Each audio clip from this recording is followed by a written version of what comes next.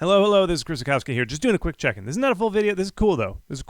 I'm doing this conference, and I just wanted to show you some clips. You're gonna watch clips from everybody who's spoken so far. It's really like I'm giving some free tips away here. Just check this out. But anyway, it's coming right in a second. I just wanted to check in because it's halfway through the conference. If you still buy it now, it's still $5 off. Once the conference is over, it goes up to full price. So you might want to check it out. I'm just giving this preview. Just keep watching this video. You're gonna find out how to do Kickstarter, how to contact publishers, how to reach out to streamers, and like weird ways you can send out your game, like builds of your demo to like Discord. You know, you can publish your game on Discord. It's pretty cool. Anyway, so yeah, let's watch some clips. I'm just gonna cut them in right here. This is a real quick video. So this is Thomas Bedeau. Sorry, I'm not French speaking. So Bedeau, he is a Kickstarter expert. He consults. So let's watch this clip right now. Here's how to do Kickstarter. It's massive.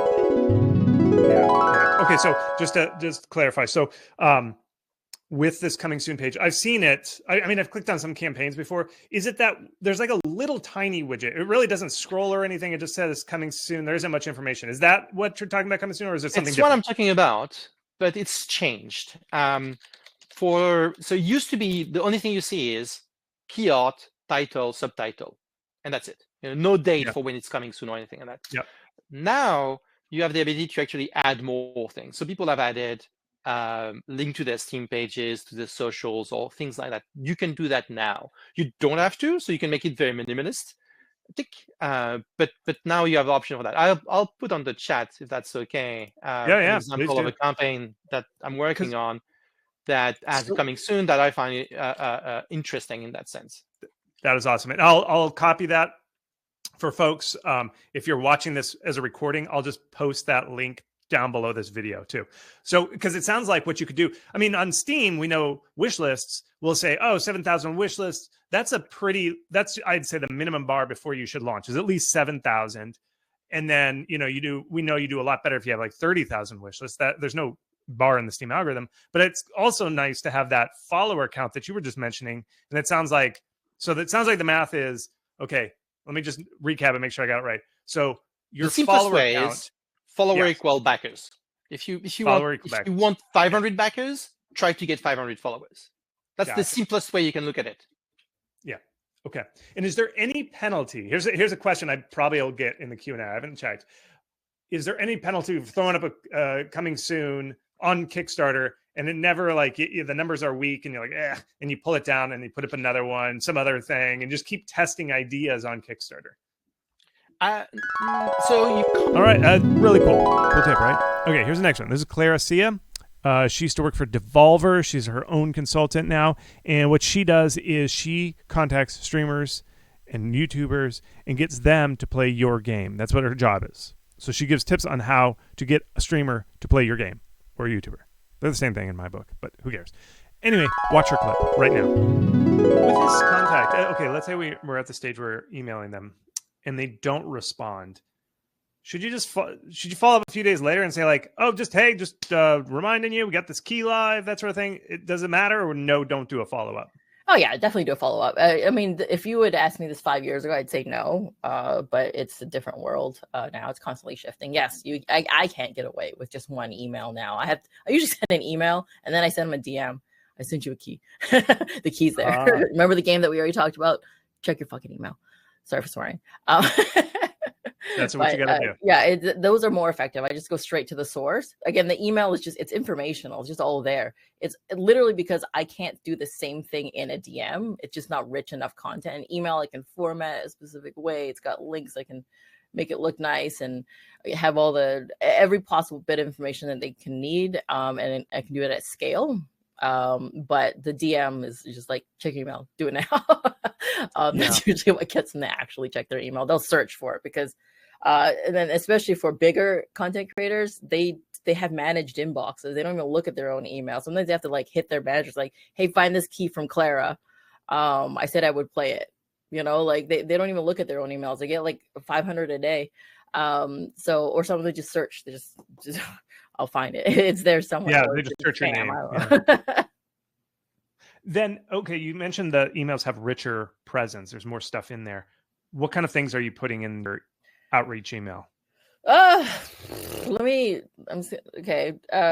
actually looking at one right now of when I put effort turn into. Let's watch my clip. I'm going to show you how to do a demo.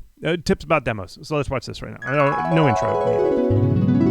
Now, once you're confident, you're like, we think we got something hot here. People are liking it. Our median playtime is much better than it used to be. Much better. It's time to launch the demo. Okay. So when you create your demo, there's a button that says, hey, we're going to make a demo, create the thing. When you do it, there's this question and it says, enable store page for this demo optional. Check this. Okay. You want to check this. Let me explain why. Okay. When you check that thing, you get 2 items. So when you search a game like Nomad Idol, you actually get 2 entries here. Boom, boom. See them? Here's the demo. Here's the normal, the full version. This is good. This is not confusing. This is good. I know it's not confusing because I studied. At the last Next Fest, I emailed everybody who was in Next Fest that gives data. I was like, can you give me your data?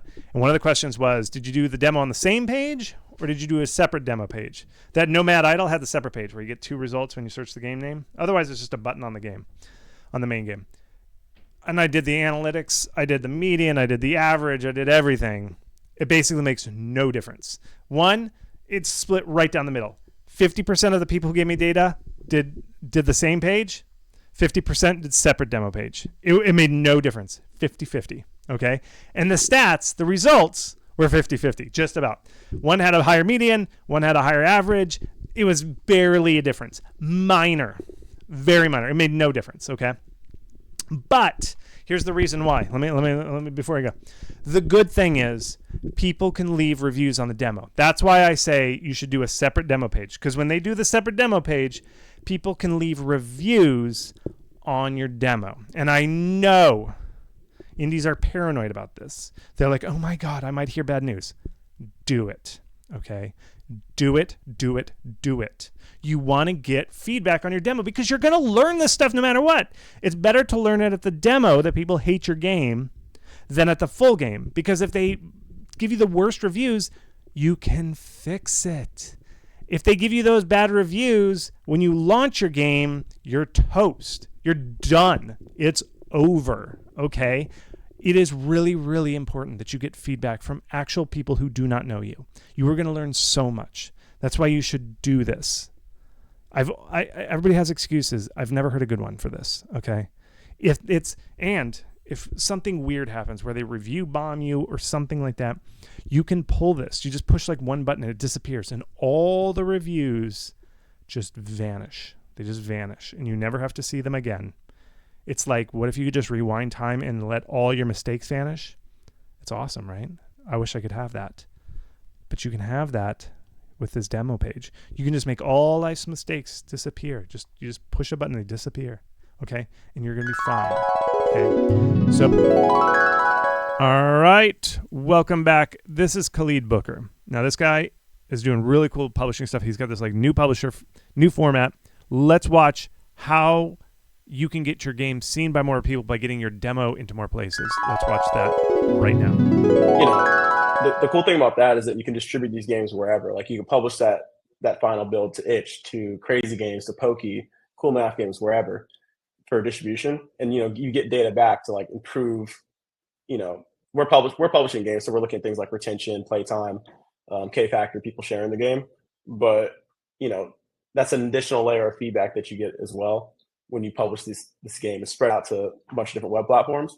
And another cool strategy, I think you might have touched on this in one of your articles, but you can gather wish lists by doing this. Just like getting your game out there. It's on these free websites and getting player feedback and wish lists for the full game. Start to use it as like a marketing distribution strategy as well if you're publishing your game on Steam. But yeah, honestly, I think that everyone should be looking at Discord as a place to publish their games. All right, and then we got Jason De La Roca. He is a pitching publisher, getting signed by publishers master. Let's just get a tip here. Roll that footage. This is kind of an interesting situation. They got 2,000 wish lists in their first week, and if you go to howtomarketagame.com/benchmarks, that's pretty good first week. And they're already getting some publishers nibbling. Ooh. Should they maybe wait 3 months or so to see how the numbers keep going, and maybe even get a better deal, or should they just bite the bullet and go for the publisher now?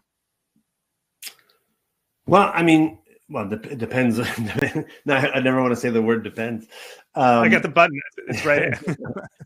Yeah, I mean, if they're reaching out to you, I mean, you also want to be a courteous and polite human.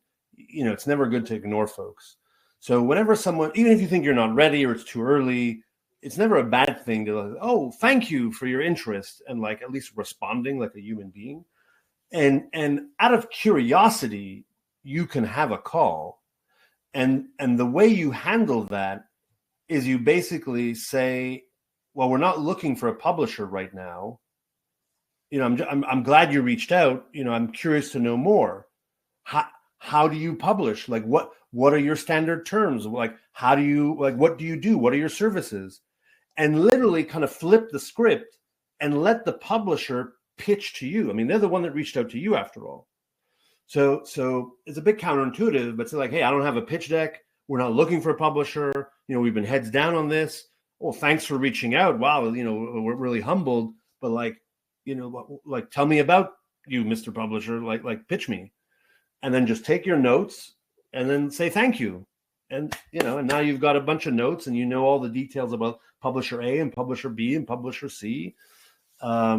And you can ask them things like, how many wish lists do you need to see, and what are your standard deal terms, and you can ask them all those questions, and then you decide, right? If you think it's a sweet deal and that would really help you, okay, fine, you go for it.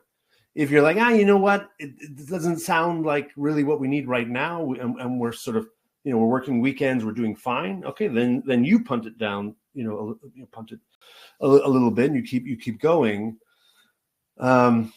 And then you can come back to them. And now if you've got 20,000 wish lists, well, again, now you've got a bit more leverage. Conference is halfway through. We got 2 new speakers. I got 2 speakers from Playstack who published Balatro. They're going to be one is giving me a tip on how they marketed Balatro step by step. And you know me, I go crazy on the wish list. We're going to look at chart by chart by chart how Balatro got where it got to. The other one is Playstack. If you want to get published by Playstack, we're going to be looking at how to make a vertical slice, which is different than a demo, and get covered, get Playstack to look at it, play your game, and then maybe sign you if your game's good. But you got to make a good game.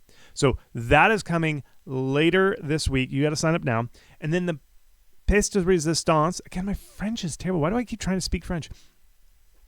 Tomorrow, it's Tuesday. Tomorrow, Tuesday, April 22nd. That's the date. I'm doing live Steam page reviews. If you get this course today on Monday and then submit your Steam page, there's a whole form of how to do that. I will review your Steam page. I'm doing live, super quick reviews. Get it in, save $5, do it now. Tuesday, I'm reviewing Steam pages, so you get to watch that. A Steam page teardown. All this stuff, only if you back. Sign up for the Inside Conference 2025. It's ending soon. You got to do it now, otherwise the price goes up and you won't get to interact. Because you get to ask. Let me tell you, when you do the thing live, you can watch the Balatro talk and ask them hey, how do you do this or that? We'll do that. So sign up. It's just good. So I hope you enjoyed it. Goodbye.